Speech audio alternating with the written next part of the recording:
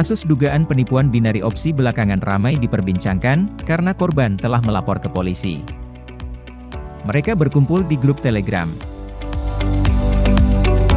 Mereka saling berkoordinasi dan saling terprovokasi karena merasa tertipu dari beberapa influencer dan afiliator Indra Kents, Doni Salmanan dan influencer lainnya. Malahan, korban justru melakukan aksi provokasi. Dalam grup Telegram tersebut, mereka mengancam membunuh para afiliator dan influencer dari binari opsi. Tidak sedikit juga sumpah serapah mengalir di dalam grup itu. Aksi mereka di grup Telegram tersebut sudah mereka mulai semenjak akhir tahun 2022. Seperti yang kita ketahui, korban sudah melapor ke Polda Metro Jaya, dan saat ini kasus diserahkan ke Bareskrim Polri. Sudah ada 8 korban yang diperiksa. Hingga akhir pekan ini, kasusnya masih dalam tahap penyelidikan. Namun, para pengamat menilai bahwa kasus ini bukan hanya salah dari influencer atau afiliator semata, dan pihak influencer tidak bisa disalahkan begitu saja. Terjadinya laporan dan dugaan kasus penipuan ini adalah dampak dari pengawasan awal pemerintah.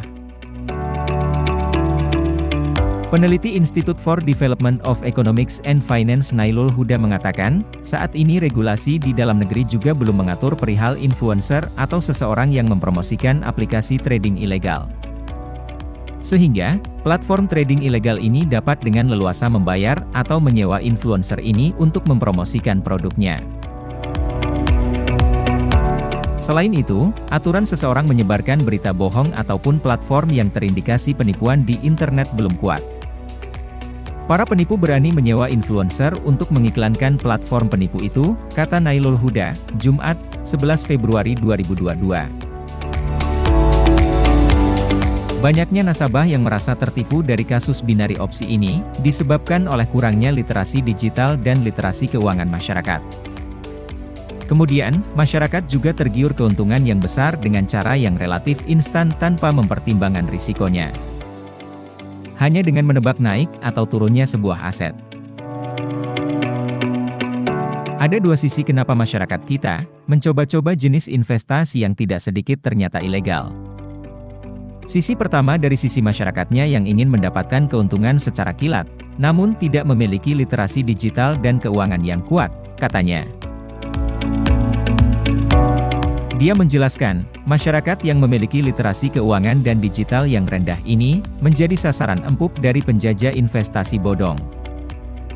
Tercatat, indeks literasi keuangan masyarakat Indonesia saat ini baru sebesar 38,03%, dan indeks literasi digital Indonesia berada di level 3,49 pada 2021.